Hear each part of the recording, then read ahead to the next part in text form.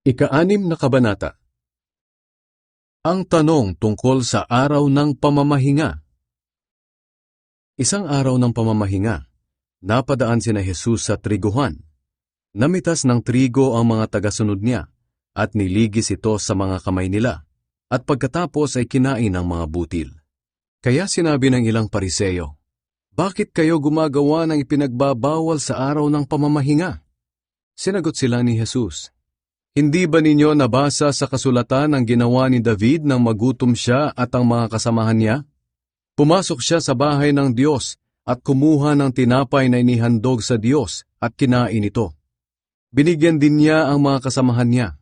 Hindi sila nagkasala, kahit na ayon sa kautusan, ang mga pari lang ang may karapatang kumain niyon."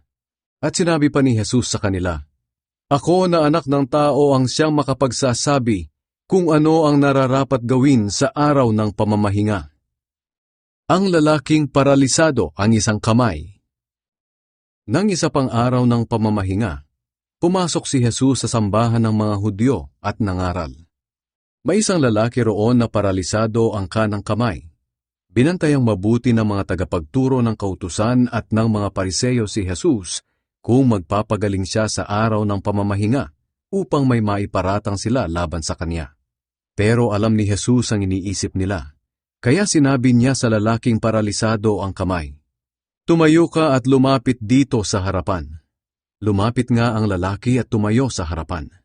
Pagkatapos sinabi sa kanila ni Jesus, "Tatanungin ko kayo, alin ba ang ipinapahintulot ng kautusan sa araw ng pamamahinga?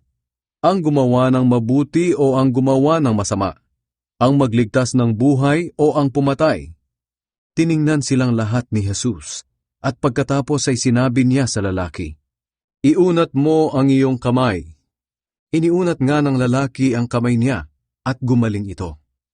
Pero galit na galit ang mga tagapagturo ng kautusan at mga Pariseo, kaya pinag-usapan nila kung ano ang dapat gawin kay Jesus.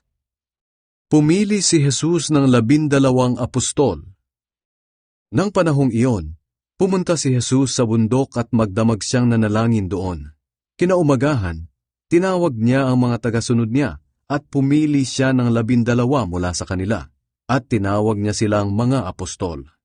Ito ay sina Simon na tinawag niyang Pedro, Andres na kapatid nito, Santiago, Juan, Felipe, Bartolome, Mateo, Tomas, Santiago na anak ni Alfeus, Simon na makabayan, Judas na anak ng isa pang Santiago, at si Judas Iscariote na siyang nagtraidor kay Jesus. Nangaral at nagpagaling si Jesus.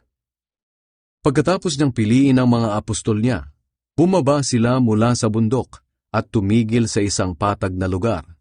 Naroon ang marami pa niyang tagasunod at ang mga taong nanggaling sa Judea, Jerusalem at sa baybayin ng Tyre at Sidon. Pumunta sila roon upang makinig sa kanya at mapagaling sa kanilang mga sakit. Pinagaling din ni Jesus ang lahat ng pinahihirapan ng masasamang espiritu. Sinikap ng lahat ng tao roon na mahipo siya, dahil may kapangyarihang nagmumula sa kanya na nakapagpapagaling sa lahat. Ang mapalad at ang nakakaawa. Tiningnan ni Jesus ang mga tagasunod niya at sinabi sa kanila, "Mapalad kayong mga mahihirap, dahil kabilang kayo sa kaharian ng Diyos.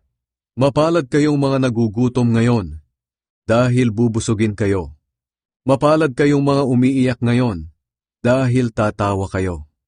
Mapalad kayo kung dahil sa pagsunod ninyo sa akin na anak ng tao, ay kamuhian kayo, itakwil, insultuhin, at siraan ang inyong pangalan. Ganoon din ang ginawa ng kanilang mga ninuno sa mga propeta noon. Kaya kung gawin ito sa inyo, magalak kayo at lumukso sa tuwa, dahil malaki ang gantimpala ninyo sa langit.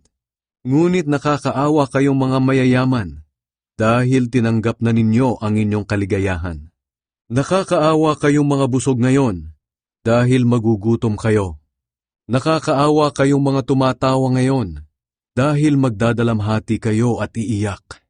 Nakakaawa kayo kung pinupuri kayo ng lahat ng tao, dahil ganoon din ang ginawa ng kanilang mga ninuno sa mga huwad na propeta. Mahalin ang mga kaaway. Ngunit sinasabi ko sa inyo na mga nakikinig sa akin, mahalin ninyo ang inyong mga kaaway. Maging mabuti kayo sa mga galit sa inyo. Pagpalain ninyo ang mga umaalipusta sa inyo. At idalangin ninyo ang mga nagmamalupit sa inyo. Kapag sinampal ka sa isang pisngi, iharap mo rin ang kabila. Kapag may gustong kumuha ng balabal mo, ibigay mo. At kung pati ang damit mo ay kinukuha niya, ibigay mo na rin. Bigyan mo ang sinumang humihingi sa iyo. At kapag may kumuha ng iyong ari-arian, ay huwag mo na itong bawiin pa. Gawin ninyo sa inyong kapwa ang gusto ninyong gawin nila sa inyo. Kung ang mamahalin lang ninyo ay ang mga nagmamahal sa inyo, anong gantimpala ang matatanggap ninyo mula sa Diyos? Ginagawa rin iyan ng masasamang tao. At kung ang gagawan lang ninyo ng mabuti ay ang mga taong mabuti sa inyo, anong gantimpala ang matatanggap ninyo mula sa Diyos? Ginagawa rin iyan ng masasamang tao. At kung ang pinahihiram lang ninyo ay ang mga taong inaasahan ninyong makakabayad sa inyo, anong gantimpala ang matatanggap ninyo mula sa Diyos? Kahit ang masasamang tao ay nagpapahiram din sa kapwa nila masama, sa pag-asang babayaran sila. Ito ang inyong gawin. Mahalin ninyo ang inyong mga kaaway, at gumawa kayo ng mabuti sa kanila. Kung magpapahiram kayo, magpahiram kayo ng hindi umaasa ng anumang kabayaran, at malaking gantimpala ang tatanggapin ninyo, at makikilala kayong mga anak ng kataas-taasang Diyos. Sapagkat mabuti siya kahit sa mga taong masama at walang utang na loob. Maging maawain kayo tulad ng inyong Ama. Huwag husgahan ang kapwa. Huwag ninyong husgahan ang iba, upang hindi rin kayo husgahan ng Diyos. Huwag kayong magsabi na dapat silang parusahan ng Diyos, upang hindi rin niya kayo parusahan. Magpatawad kayo, upang patawarin din kayo ng Diyos. Magbigay kayo upang bigyan din kayo ng Diyos. Ibabalik sa inyo ng sobra-sobra at umaapaw ang ibinigay ninyo. Sapagkat kung paano kayo magbigay sa iba, ganoon din ang pagbibigay ng Diyos sa inyo. Pagkatapos sinabi ni Jesus sa kanila ang talinghaga na ito, hindi maaaring maging taga-akay ng bulag ang kapwa bulag, dahil pareho silang mahuhulog sa hukay kapag ginawa iyon. Walang mag-aaral na mas higit sa kanyang guro, ngunit kapag lubusan ng naturuan, magiging katulad siya ng kanyang guro. Bakit mo pinupuna ang munting puwing sa mata ng kapwa mo, pero hindi mo naman pinapansin ang malatrosong puwing sa mata mo? Paano mo masasabi sa kanya, kapatid, hayaan mong alisin ko ang puwing sa mata mo, gayong hindi mo nakikita ang malatrosong puwing sa mata mo? Mapagkunwari, alisin mo muna ang malatrosong puwing sa mata mo, nang sa ganoon ay makakita kang mabuti para maalis mo ang puwing sa mata ng kapwa mo. Nakikilala ang puno sa bunga nito.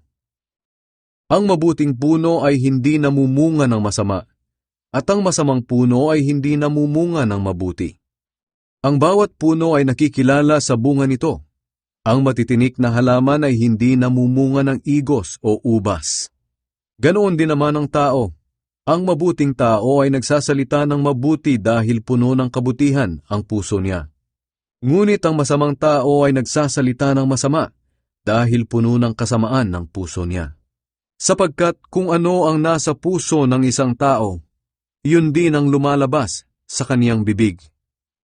Ang dalawang uri ng taong nagtayo ng bahay. Bakit ninyo ako tinatawag na Panginoon, gayong hindi naman ninyo sinusunod ang mga sinasabi ko? Sasabihin ko sa inyo kung ano ang kahalintulad ng taong lumalapit sa akin, nakikinig at sumusunod sa mga sinasabi ko. Katulad siya ng isang taong humukay ng malalim at nagtayo ng bahay sa pundasyong bato. Nang bumaha at dinaanan ng malakas na agos ang bahay, hindi iyon nayanig, dahil matibay ang pagkakatayo. Ngunit ang nakikinig sa mga sinasabi ko pero hindi naman ito sinusunod, ay katulad ng isang taong nagtayo ng bahay na walang matibay na pundasyon. Nang bumaha at dinaanan ng malakas na agos ang bahay, nagiba ito at lubusang nawasak.